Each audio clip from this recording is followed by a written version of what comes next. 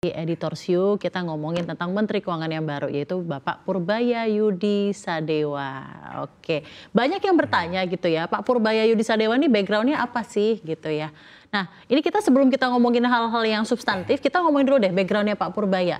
Teman-teman dari Redaksi CNN Indonesia, kita kebetulan kenal gitu ya, maksudnya sudah beberapa kali wawancara beliau gitu ya, dan bersinggungan dengan beliau karena sebelum ini kan dia di Dewan Komisioner APS dan lain-lain. Bisakah mungkin teman-teman redaksi CNBC ceritain gitu ya ke pemirsa CNBC Indonesia background-nya Pak Purbaya apa, mungkin Mas Mike dulu. Dan gimana nih ada relevansinya sama Menteri Keuangan sebagai Menteri Keuangan? Kalau Pak Purbaya itu kan sebenarnya lulusan ITB ya, lulusan ITB, terus kemudian belajar ekonomi di Amerika gitu ya. Terus kita mengenal Pak Purbaya itu cukup lama karena beliau dulunya ekonom. Betul. Di Dana Reksa gitu, dan sangat aktif bersama media juga gitu, sering memberikan insight tentang kondisi ekonomi saat itu, terus view-view-nya juga sangat seringkali lah digunakan media gitu. Nah terus kemudian beliau bergabung di KSP. Di KSP, di eranya Pak Jokowi, terus sempat menjadi eselon 1 di Kementerian Maritim dan Investasi. Menko Marves. Baru kemudian beliau loncat ke LPS gitu. Jadi sebenarnya kalau dibilang orang awam enggak juga, nggak sama sekali bahkan jadi gitu, seasoned economist. Iya, jadi cukup mengikuti lah perkembangan ekonomi dari berbagai era presiden gitu. Dan sudah melewati beberapa krisis ekonomi juga dan terlibat dalam think tank ekonomi negara gitu ya, melewati krisis ekonomi negara. Kalau dari Mas Ai kira-kira ada tambahan nggak Mas? Dan bagaimana background dan rekam jejak dari Pak Purbaya ini bisa menjadi nilai tambah beliau gitu ya sebagai Menteri Keuangan yang sekarang? Iya, sekarang kan yang jadi sorotan adalah market di IHSG dan rupiah ya. Kalau kita bahas di pasar saham, beliau itu cukup lama di Dana Reksa tadi seperti Michael bilang sebagai ekonom. Cuma memang Pak Purbaya ini adalah orang yang di balik layar. Jadi orang nggak banyak, terutama orang awam, nggak banyak tahu beliau gitu. Bukan orang yang di depan layar gitu, yang selalu tampil di media dalam arti sebagai spokesperson utama dalam di industri ekonomi gitu ya. Tapi beliau sangat paham terkait ekonomi karena beliau sebagai ekonom juga banyak sekali berkutat dengan data-data ekonomi, apalagi pasar modal gitu, karena beliau lama di Dana Reksa kan. Dan analisis beliau, pandangan-pandangan ekonomi beliau ketika menjadi ekonom pun sangat tajam dan banyak sekali yang tepat gitu, beberapa prediksinya gitu. Jadi harusnya sih beliau tahu sebenarnya apa yang terjadi. Apa saja tuh Mas tadi yang tepat? Ya contoh misalkan pergerakan di IHSG, tadi kan dia udah paparkan gitu kan, beberapa kan dari yang sebelumnya di 2001, terus di 2006 jadi berapa.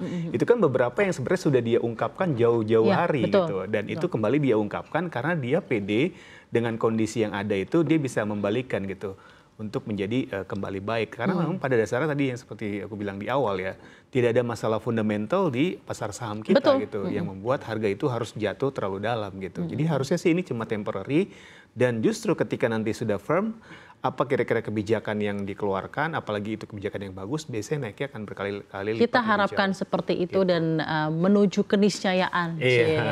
6-7% dan akhirnya 8% ultimately begitu ya. Sekarang menurut teman-teman redaksi CNBC Indonesia nih ya, apa yang kira-kira bisa jadi faktor kunci gitu ya, yang dapat menentukan Pak Purbaya dalam memulihkan kepercayaan pasar dan juga kepercayaan masyarakat terhadap kekuatan ekonomi Indonesia. Udah gimana nih Mas Mike? Iya, kalau kita lihat pasar ataupun pelaku usaha di Indonesia itu sudah sangat terbiasa dengan Ibu Sri Mulyani gitu. 14 tahun. 14 tahun gitu. Udah 3 presiden loh. Gitu kan. Dan memang salah satu jargonnya yang selalu disampaikan Ibu Sri Mulyani itu adalah APBN yang sehat, kredibel gitu. Jadi apapun yang terjadi, APBN itu harus menjadi sesuatu yang bisa diandalkan ketika ekonomi jatuh, maka dia akan membantu ekonomi untuk bangkit lagi gitu. Nah, mungkin hal-hal seperti itu yang harus menjadi concern bagi Pak Purbaya juga gitu, ketika banyak orang meragukan, oke, APBN mungkin akan berantakan atau akan jebol di eranya dia gitu. Nah, harus dia jawab.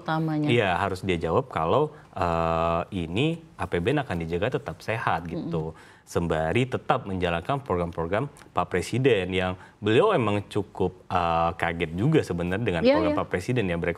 Beliau bilang kemarin Pak Presiden tuh agresif gitu untuk mencapai target 8%, dan dia cukup meyakini kalau 2-3 tahun ya cukup berat untuk mencapai target seperti itu. Makanya dia lebih concern kita akan membalikan kondisi ekonomi yang sekarang melambat itu minimal ke arah 6% dulu gitu. Karena step by step ya. Iya, caranya gimana?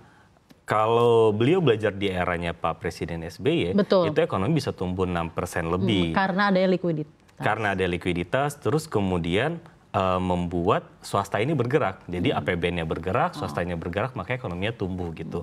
Era Pak Jokowi, beliau mengakui APBN-nya sangat agresif, cuman swastanya melambat gitu. Karena likuiditasnya ternyata tidak sekencang yang diharapkan. Nah, beliau di era sekarang untuk mencapai ke 6%, akan mengandalkan kembali dua hal itu. Gimana APBN itu tumbuh agresif, dan swasta juga tetap bisa tumbuh lebih agresif. Jadi kredit yang kalau dulu pas era Pak SBY itu bisa tumbuh 20% kan. Betul. Perbankan tapi sekarang inflasi juga pada saat itu cukup tinggi. Cukup tinggi, dan sekarang itu cuma di bawah 10% gitu. Makanya ini yang kita tunggu. Ini menarik, dan pada saat pemerintahan Pak SBY juga Pak Purbaya ada di sana gitu. Betul. Ya. Dan juga melihat langsung bahwa dari era ke era, presiden ke presiden, ada pertumbuhan ekonomi yang berbeda-beda sesuai dengan kebijakan dan regulasi-regulasi yang dikerahkan oleh KSSK, Komite Stabilitas Sistem Keuangan yang ada, dan tentunya fiskal dan moneter. Nah, ini pertanyaannya sekarang gini, apa yang kira-kira Mas Ai ekspektasikan akan berbeda nih caranya? Apakah bahasanya kalau ekonom tuh rezimnya gitu ya? Apakah kan gini loh, LPS itu kan menjaga stabilitas perbankan gitu ya pada saat dia sebagai LPS gitu ya. Walaupun dia juga sebenarnya seasoned ekonomis, dia mungkin udah ngerti fiskal, moneter dan lain-lain. Tapi apakah apa kebijakan fiskal yang kira-kira Anda ekspektasikan akan dikerahkan oleh Pak Purbaya untuk Kementerian Keuangan, knowing that mungkin dia selama beberapa tahun belakangan ini adalah penjaga dari segi moneter. Nah, seperti apa? Iya, sebenarnya selain tadi masalah pajak gitu kan, yang diperlukan sekarang adalah tadi benar kata Michael, sekarang ini kan swasta itu geraknya agak sedikit terbatas gitu ya, karena memang likuiditasnya sangat ketat gitu. Bagaimana dengan adanya penurunan suku bunga acuan dari BI, suku bunga kreditnya juga turun sehingga swasta-swasta ini bisa gerak juga untuk mendapatkan modal kerja gitu atau modal investasi. Karena memang sekarang ini kuncinya kredit adalah juga perbankan kan 7% kredit ya. itu sangat susah untuk didapat sama swasta supaya mereka itu bisa roda bisnisnya berputar lagi sehingga likuiditasnya sangat pokoknya ketat. Intinya diguyur gitu. aja dengan likuiditas. Iya, dengan jadi semuanya akan rodanya bergerak lagi, daya beli nanti akan naik kembali dan kinerja bisnis dari emiten-emiten juga akan naik lagi. Harusnya sih ke saham, ekonomi maupun ke rupiahnya akan dampaknya bagus juga. Sekarang juga saya pengen tanya nih, mungkin peran komunikasi. Nah, ini menarik nih. Peran komunikasi Menkyu baru, maksudnya Pak Purbaya, dalam menenangkan pasar dan mengelola ekspektasi investor. Sekrusial apa menurut Uda? Krusial banget ya untuk Menteri Keuangan ya, karena kita tahu jauh sebelum ini gitu, ketika ada gejolak di pasar itu Menkyu sebagai perwakilan pemerintah dan KSSK itu hadir paling depan menjelaskan kondisi terkini untuk meyakinkan pasar kalau ini bisa terjaga gitu. Nah, makanya komunikasi pasti akan menjadi penting terutama untuk eksternal gitu. Beliau harus bisa menggunakan bahasa-bahasa yang tepat supaya pasar bisa percaya. Cuman yang menjadi tantangan adalah pada poin kedua, ketika dia komunikasi dengan sesama rekan menteri ataupun partai politik gitu. Karena kita tahu dalam kondisi sekarang tantangan beliau nggak cuma sekedar ekonomi. Iya, nggak cuma sekedar ekonomi aja. Beliau juga akan menghandle menteri-menteri lain yang berasal dari partai politik dengan anggaran-anggaran yang sangat besar ya kan. Kan nggak mungkin semuanya bisa dipenuhi. Kan tantangan jadi bendahara negara kan kayak gitu kan, ketika semuanya minta, saya minta 500 triliun, saya minta 1.000 triliun. Kalau semua diayain kan habis APBN-nya. Kita lihat tuh bagaimana nanti kelihayan.